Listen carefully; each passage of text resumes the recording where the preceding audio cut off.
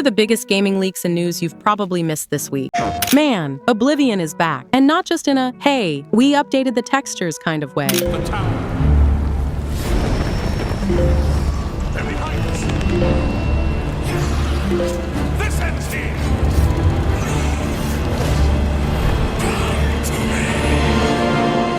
You hold our future in your hands. This feels different, like they really cared. It's still the same world, still has that weird charm, but now it actually looks and plays like something made for 2025. And honestly, not a lot of games can pull that off. When you think of Elder Scrolls, yeah, most people go straight to Skyrim. That was the global phenomenon. But Oblivion, that's the one that defined Bethesda. That's where the whole modern vibe of their games really started. It was a turning point, not just for Elder Scrolls, but for how they built everything after that. And now, 20 years later, they're giving it back to us. But this time with Unreal Engine 5 doing all the heavy lifting. The technology we used to create the original was cutting edge at the time, but tools have come a long way since then.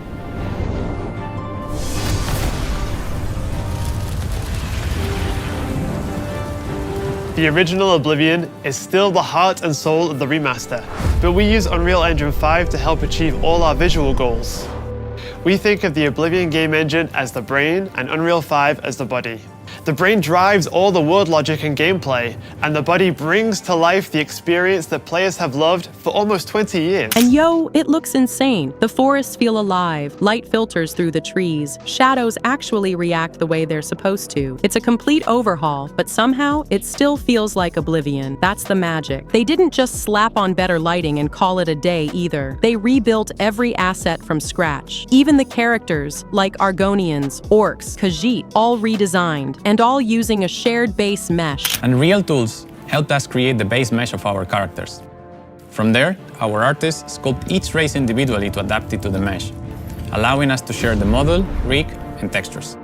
As a result, all races, including Argonians, Orcs, and Khajiits, are built on the same base mesh. So lip syncing actually works now. It's way more expressive, more alive. But my favorite part? They didn't strip out the weirdness. You still get the quirky NPCs, the awkward greetings, the legendary, stop, you violated the law. It's all there, just better. They even brought back all the DLC, Shivering Isles, Knights of the Nine, the whole thing. So whether you're a returning fan or playing it for the first time, this is the full package. And look, the gameplay's been modernized too. Sprinting's in. UI is cleaner. Combat has real weight now. Blood, sparks, hit reactions, full feedback on the controller. Even third-person mode feels good, which, let's be real, was kinda janky before. They also redid the leveling system. It's now somewhere between Oblivion and Skyrim, so it's not too punishing, not too hand-holdy. Just right. It's clear the devs love this game. The way they talk about it, you can feel the nostalgia. For some of them, this was the game that made them want to become developers in the first place. And the best part? It's out, like today. No teasing, no see you in 6 months. It's just boom. Here you go. So yeah, if you've ever wanted to relive Oblivion, or maybe explore it for the very first time, now's the time. We've leveraged nearly every major feature from the latest version of Unreal 5.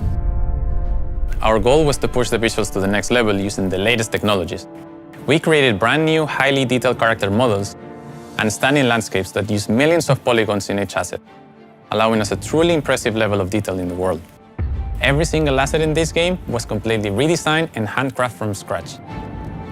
We implemented an advanced real-time lighting system that accurately simulates how light interacts with the environment. This results in more realistic lighting and atmospheric effects.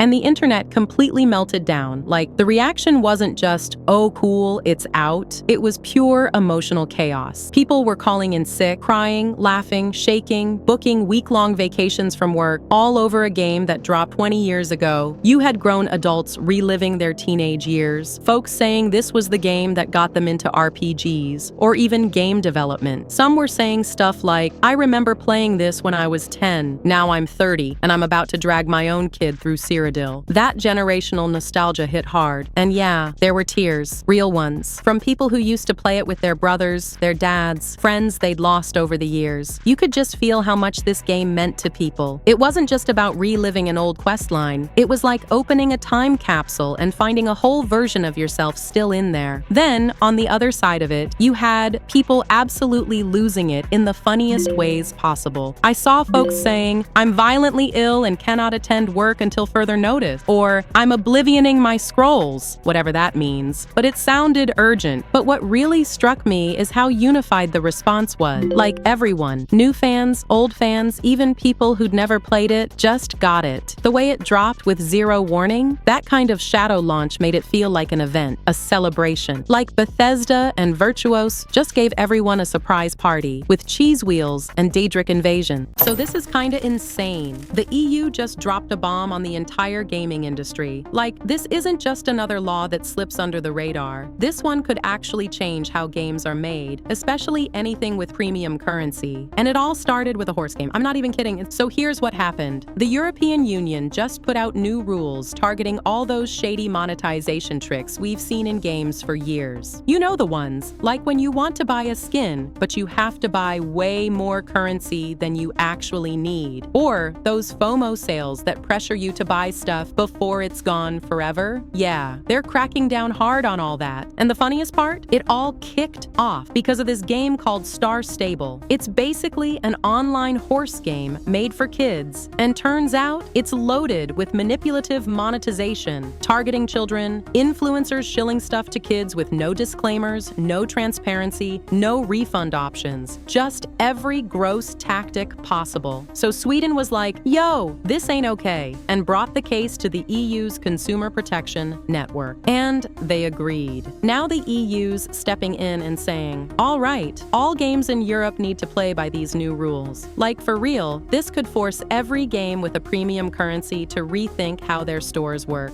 They're saying things like, if your in-game horse costs 300 coins, you should be able to buy exactly 300 coins. Not 400, not 1,000, just what you need, no leftovers, no trickery. And yeah, they want proper refund policies too, even for digital items. That alone is huge. And think about this. They're not just making suggestions here. They're treating in-game currency like real money, legally, which it basically is, let's be honest. So now, all those tricks we've gotten used to, they're being looked at as potentially illegal. And the gaming industry is losing it. You've got these big industry groups, like the ones representing Ubisoft and EA, putting out statements saying they're disappointed with the new rules, that it's gonna create confusion and disruption for players. And I'm just sitting here like, oh no, not the disruption of people not getting scammed anymore. Tragic. But yeah, the reason they're freaking out is simple. This could actually cost them money, especially the companies that rely heavily on microtransactions and psychological manipulation to drive revenue. And they're not subtle about it either. They're basically saying, if we can't use these tricks, we might just not release our games in the EU anymore. Like, imagine EA just deciding not to launch the next FIFA or Apex update in Europe because they don't want to follow the rules. Will that actually happen? Probably not. Europe's a massive market, like almost 26 billion euros in game revenue last year. That's not something you just walk away from, but it shows how serious this is. It's not just Belgium banning loot boxes and publishers ignoring them. This is 27 countries with unified laws. That's power. And look, I get it. Some people might say, let the market decide. Like, if players don't like this stuff, they won't buy it, right? But that's just not how it works. These systems are designed to bypass your logic. It's not about whether we like it, it's about how easily we fall into it, even when we don't like it. These tricks work because they tap into psychology, not preference. So now the EU is stepping in and basically saying, nah, we're not playing that game anymore. And honestly, I respect it. If this forces companies to stop obsessing over monetization and actually focus on making good games again, huge win. Even if it means some revenue streams dry up and a few business models collapse, honestly, let them. They're not the kind of models worth keeping anyway. And yeah, I know the big fear now is enforcement. Like, is this just gonna be another law people ignore? Maybe. But this isn't just one small country trying to make a change. This is the whole EU. When they pushed for USB-C, Apple had to cave. And that's hardware. there. This is digital, which is even messier, but the principle's the same. If the market's big enough, publishers adapt. So now we're probably looking at a future where some countries, like those in the EU, get fairer, less scammy versions of the same game, while others, like the US, are stuck with the exploitative version. And that comparison is going to be awkward as hell. Imagine your European friend gets the same game, but without the trashy monetization. Like, hey, why does your store look better than mine? Yikes. So yeah, this is one of the biggest stories of the year, and somehow, weirdly, we've got horse girls to thank. Which, sure, I'll take it. Let me know what you think, because this could go a lot of ways. Is this the start of real change? Or are we gonna see publishers find yet another sneaky workaround? So, Bungie showed off early gameplay for Marathon during their recent stream. And yeah, the internet didn't hold back. Reddit lit up, Twitter, or X, or whatever we're calling it now, was flooded with hot takes. And a lot of people were basically like, yep, this is gonna be another Concord situation. Which, if you remember, Concord didn't even last a month before Sony pulled the plug. Brutal. But here's where it gets interesting. A former Concord dev actually jumped into the Marathon subreddit to respond to all the negativity. And honestly, it was kind of heartbreaking. They posted under the name Mr. Spug and basically said, look, yeah, Concord failed. People didn't connect with it, and that stung hard. They said it was gut-wrenching to see something they worked on become a joke online. And they're not wrong. The internet can be ruthless. But the point they were making was simple. Don't write Marathon off before it even has a chance. Like, yeah, it's a Sony-published live service shooter just like Concord, and yeah, it's not going the free-to-play route. It's gonna be cheaper than a full $70 game, maybe around $40, but still, it's not even out yet. Let it speak for itself. They said, I worked on Concord and did my best. We came up short. Please don't punish others for our mistakes. And man, that hit. Like, it's easy to dunk on a game that looks mid or doesn't show well, especially in a genre that's completely oversaturated. Extraction shooters are everywhere now, but these games don't make themselves. People are behind them. And yeah, maybe Sony's strategy is the real issue here. Launching another not-free shooter in a genre that lives and dies by player count isn't exactly bold new territory, but that doesn't mean every dev working on these projects deserves to get memed into oblivion. The wildest part is that the Marathon team knows they've got an uphill battle. Bungie even acknowledged that this is a tough space to break into, and yet they're still going for it. That's gotta count for something, right? Anyway, I don't know if Marathon will be great, or if it'll crash and burn like Concord. Maybe it lands somewhere in the middle, but calling it a flop before it's even out? That feels kinda unfair. Let's at least see what Bungie delivers before we start handing out L's. So, I just spent some time digging through impressions of Crimson Desert, and let me tell you, this game is stunning. Like Black Myth Wukong levels of beautiful. Everything from the snow, the lighting, the ruined castles, even the sweaty bear cloak on your character. It all looks ridiculous in the best way. Visually, 10 out of 10 easy. But the second you stop staring at the screen and actually play it, yeah, that's when things start to fall apart a bit. The main issue? The combat. It's trying to be gritty, heavy, brutal, and I guess it technically is, but it just doesn't feel good. Controls are kinda clunky, there's no proper lock-on system. And the camera, oh my god, the camera is the real final boss. It's flying around like it's filming a Michael Bay movie. You're trying to block, and suddenly you're looking inside a wall. You're fighting 3 enemies and can't even see one of them. It's cinematic, sure, but not in a good way. And it's frustrating because you can tell they put a ton of work into the details. Like, when you fight, your armor gradually gets covered in snow, sparks fly off your blade, blood splatters build up. It's all really immersive. But then, you're just spinning in circles trying to figure out where the next hit is coming from, and the immersion goes straight out the window. The demo they gave out was just 4 boss fights. No regular gameplay, no exploration, and each fight looked amazing, but played like a struggle. You've got heavy and light attacks, dodges, parries, bows, special moves, consumables, slow-mo. It's a lot to keep track of, and it just doesn't flow naturally. One boss had you climbing on top of this massive glowing crab, like it was straight out of Shadow of the Colossus. Cool in theory, but with the controls, not so much. I ran out of time before I could even finish it. And then there's the vibe. Like, yeah, it's a medieval fantasy world, but it's not really doing anything bold or new. There's some magic, sure. You meet a witch, an alchemist, you fall out of the sky in a very Tears of the Kingdom kind of moment, sneak into enemy camps like it's Assassin's Creed. It's just a mashup of stuff we've all seen before, and it doesn't quite carve out its own identity. Maybe this'll all come together in the final game. Maybe once we're not dropped into boss fights with no context and can actually explore the world, it'll feel better. But right now, from the way it plays to the way it borrows from from other games, Crimson Desert looks incredible, but feels kinda empty. If you're here for the eye candy, you'll be happy. If you're here for tight combat and fresh ideas,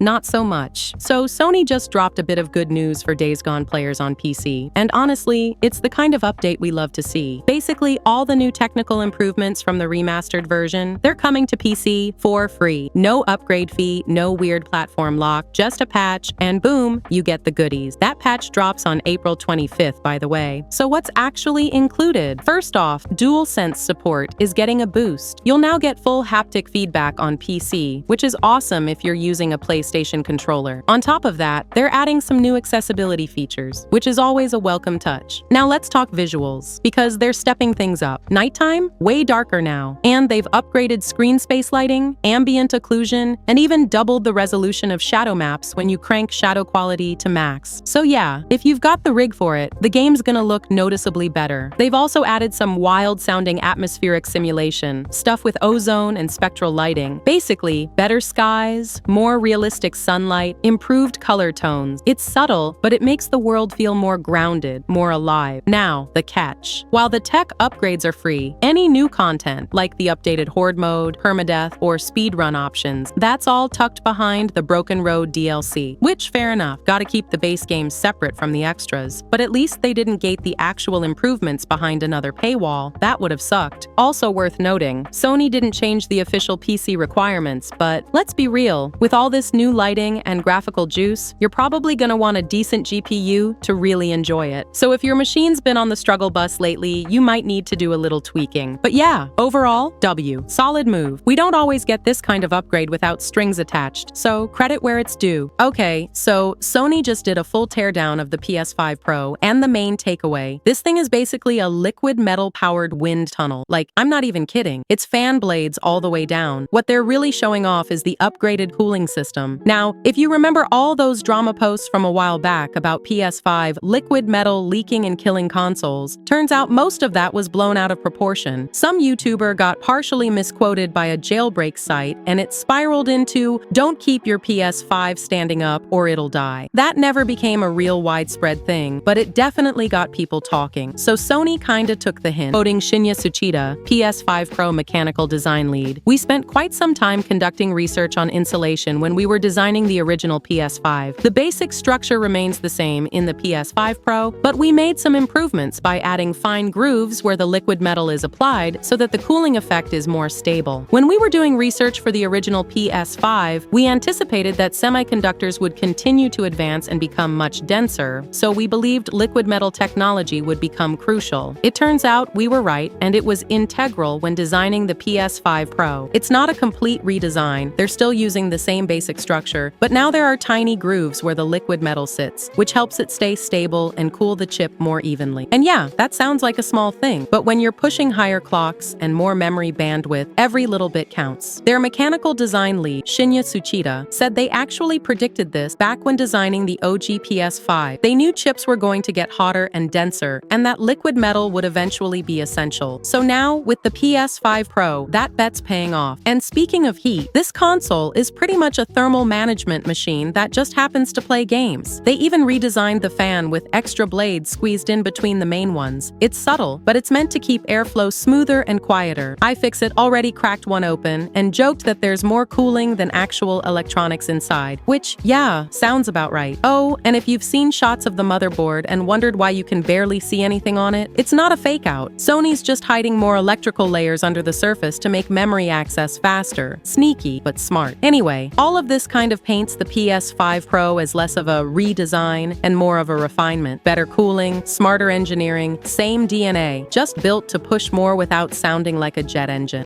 If you want to be ahead of all the gaming leaks and news, specifically PlayStation news, time for you to subscribe. And as always, a like on the video is very much appreciated.